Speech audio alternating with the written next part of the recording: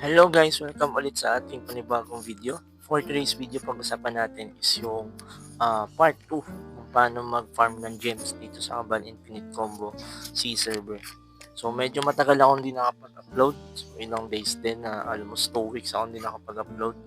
So ano lang muna tayo dahil sa paglalaro, no? Since nilabas yung Kabal PC.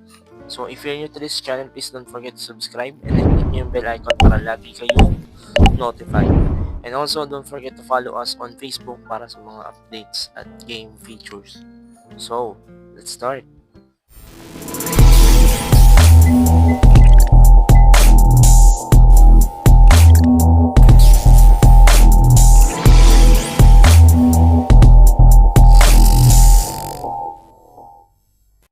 Now guys, ang ituturo ko lang naman is yung part 2, no? Yung iba pang pwede nyo pagkuhanan ng gems. So, marami pa rin naman naglalaro ng mobile and pwede nyo rin itong magamit sa PC. So, unahin na natin, no? Huwag na natin patagalin. Ito yung part 2 ng farming ng gems. So, una is yung soul cores. Ito yun. So, punta kaya yan, mga soul core. So, may value kasi yan guys sa AH. So, tayo sa AH natin. Search nyo lang dyan, soul core.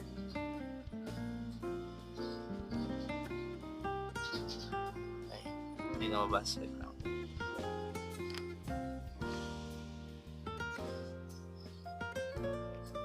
Soul core. Punta tayo sa shop.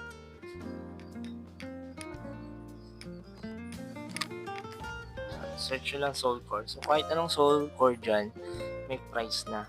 So, parang ang pumapatak dito is 1 soul core. Any maps to guys 1 gem ang katumbas. So, dito kapag nakaipon kayo ng 457 plus na Bloody Eyes Soul Core, so meron kayong 456. So, yung mga Soul Core guys, iba-iba yan. Any maps meron nagda-drop ng ganyan. So, iba-iba yan. Tulad nito, piso or 1 gem is equal to 1 core. So, isa to sa mga madalas kong pina-farm kapag AFK.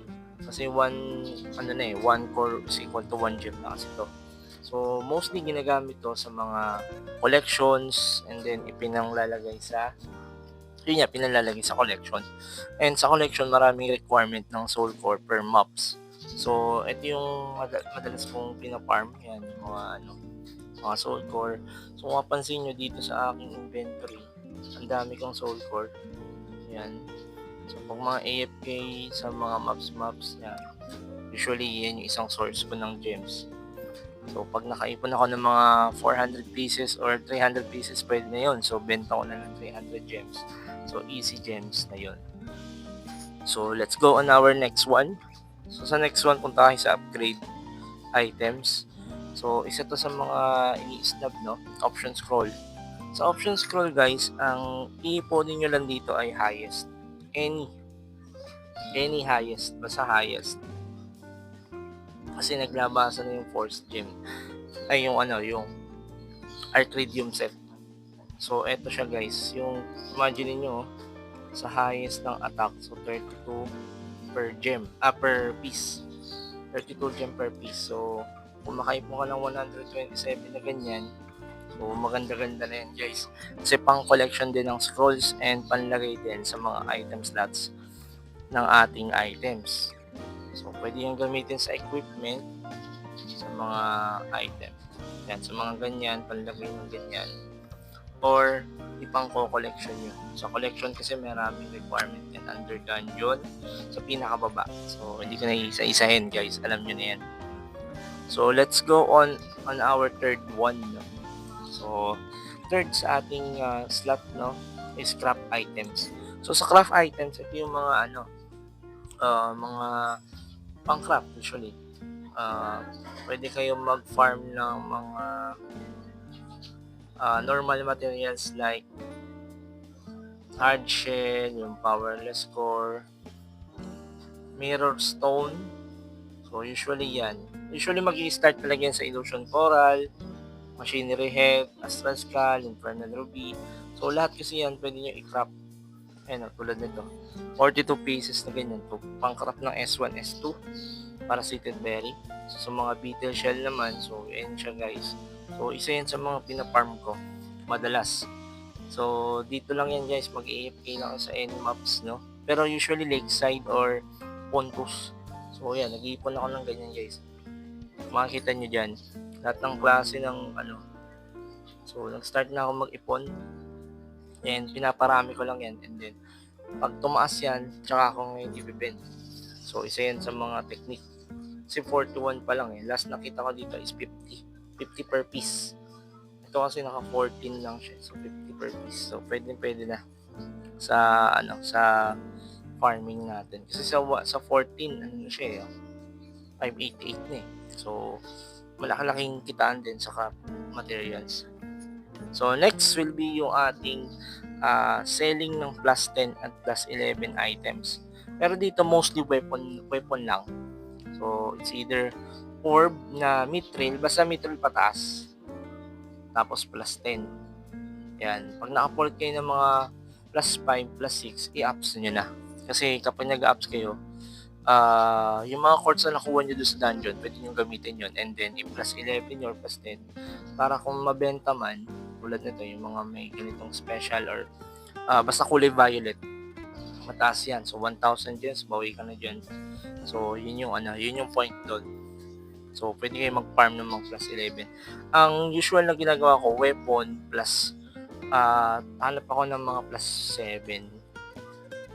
Mga ganyan. So, 300. Mumuhunan ka talaga ng gems.